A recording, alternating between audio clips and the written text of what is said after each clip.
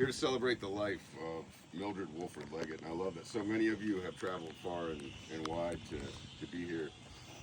Publicly, she would have said that she didn't want a big fuss made today, but privately, she's somewhere keeping tally of who isn't here. As most of you know, my name is Michael Leggett, and I'm the grandson and only grandchild, as far as we know of Mildred and George Leggett. To some of you, she was mom. To others, she was Millie or Beebug. But to me and only me, she was grandma. First and foremost, I need to start off just by saying I've got to start coming to Mississippi for something other than funerals, man. This is, from what I hear, it's a beautiful state. So far, I've seen the Hampton Inn, the Long Branch Bar, a little slice of the old Leggett homestead, and this here cemetery. Looks a little different on the Visit Mississippi brochures in the hotel lobby. Grandma was born in Kentucky. She was the middle child of 9 with 4 older and 4 younger siblings. How she ended up in West Virginia is one of a million stories that could only be born out of our family. Her mother, Edney Wolford, and after a spat with Grandpa Wolford, decided she was going to pack up the kids in the house and move to West Virginia.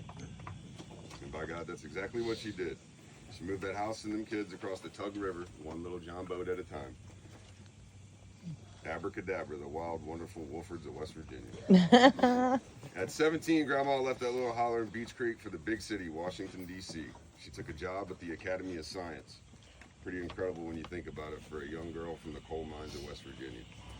Not long after she acquired that new career, she acquired something else, a stalker. But fear not. Grandma's sister Betty and her husband I know got the FBI hot on the stalker's trail. There was one small problem, though. That stalker took a liking to Grandma, too. Before she knew it, Grandma was in D.C. stacking up stalkers. Unbelievable. She found her true love laying my grandpa almost by accident. You see, Grandpa had been courting a mutual friend of Grandma's best friend, Wanda. Grandma and her little nosy self would snoop through the letters that Grandpa was sending her. So when that other girl couldn't make it to a date that was set up, Grandma gladly stepped in to save the day. The rest was history. Watching Grandma and Grandpa as I was growing up, I'll always remember their banter. The playful way they would give each other a hard time, all the while loving each other. The way they would let the other get through telling the story just to jump in at the end to make sure everyone else listening knew exactly how they got it wrong. Grandma wasn't a homemaker. She was a woman who made a home for her husband, her sons, and anybody else who wandered through their door. I've never seen anything quite like it. Family, other people's kids, stray dogs, a few squirrels at one point. If you walked through the door at Grandma and Grandpa's house, you didn't want to leave. Roasters. Her and Grandpa built a beautifully simple life together. They weren't rich, but they had more than most. Their house wasn't big, but the hearts inside it were. With Dad, Greg, and Michael running around, how they didn't end up living in a cell with 4 padded walls is nothing short of a miracle. Their house was the hub of it all. It was the place where you went to get fed by everything from food to funny stories. If there was something needed fixing or advice needed given, you knew where to go. When Dad and I were talking about some of the funny stories from Grandma over the years, which a room full of Comedy Central writers couldn't make up, he made sure one thing. He said, don't you get up there and talk about her raising 3 kids. Everybody knows George was the biggest kid of them all. That woman had 4 kids to raise.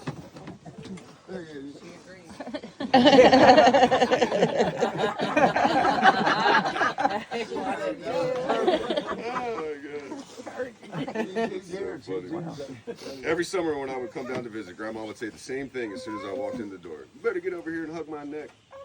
Quickly followed by, now come over here to the kitchen, let me fix you a plate. And those plates weren't plain. Whatever it was, I can assure you it was the best you'd ever had. I'll never forget being down one summer. Greg had a couple of those old Honda 3-wheelers sitting out back. I said, Grandma, I'm going to go ride around the neighborhood for a little bit. She said, now, Michael, you listen to me. Don't you go riding that 3-wheeler down those power lines. I said, I won't, Grandma.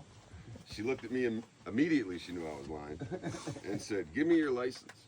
And I said, why do you need my license? And she said, I don't want you getting stopped and handing the cops a license that says Michael Leggett on it. And I said, that cop's been over there trying to catch him forever. Trying to catch him forever. They can't catch Michael, but they'll catch you. That's funny. That one story might not mean much to you guys, but it sums her up perfectly to me. I knew I was lying. She knew I was lying, but she didn't stop me from riding the 3-wheeler. She protected me from the cops, and she protected me from myself. And at the same time, proudly professed her confidence in Michael's ability to outrun the Fort Lawn police. Just a few years ago, I stood in the same spot and talked about how Grandpa was his father's son. Grandma was equally her mother's daughter. Strong, stubborn, funny, fiercely loyal, and protective. If you were in for life. If you were out, God help you. Blood or no blood. Grandma never stopped loving my own mother or expressing her gratitude that she found a man like John to help raise her only grandson. There were a handful of people that felt the wrath of that little old lady from Fort Lawn over the years, as evident by the fact she was banned for life from the Lancaster Walmart Tire and Auto Center and the Lancaster Hospital against medical advice. I don't know that I've ever heard or known somebody being asked to leave the hospital and never come back. He said, take her to Columbia. They let them deal with it. But there was another side to this beautifully complicated woman, the selfless caretaker. Grandma Wooford, Roop, Brother, Jim, Joanne, Addie, and the list goes on. She took care of them in their final years and days. Wherever she was, that's where they felt safe and protected. One summer when I was visiting her friend, Addie had recently passed away. And every single day, Grandma and I would get in the car and drive across town to visit Addie's husband, Ted, who was in a nursing home with Alzheimer's. One day I asked Grandma, why do we keep going to visit this man in that home? Without hesitation, she looked at me and said, because I promised Addie I wouldn't let Ted die in that home alone. For all those she helped, the one she wanted to save the most, she couldn't. Her own son, Greg. Things were different after Greg died. Understandably so. A part of Grandma died with him. I remember her saying, people lie to you. They tell you that it will get better, but it doesn't. It hurts every single day. And in that moment, my heart broke for her.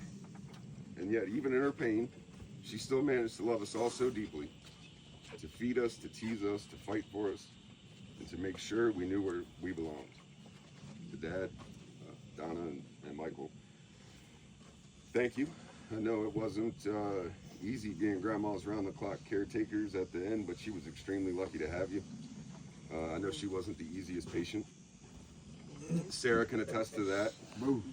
Last time we were down, the introduction went a little something like this. It's so nice to finally meet you, Miss Millie. It's nice to meet you too, Sarah. Now get me a root beer out of the fridge and hand me that remote. I can't hear this TV. If there was one thing she wanted, it was to stay in her home, and you guys helped make that possible. So thank you. And thank you to all of you guys here who stopped by to check on her and make sure she was okay.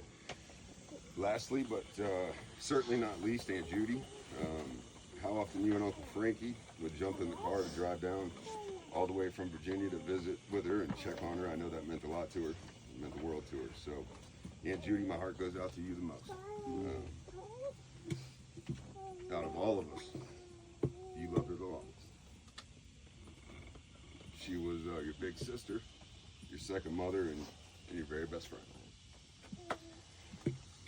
Just a minute ago, we heard Vince Gill sing, "Go Rest High on That Mountain." Your work on earth is done.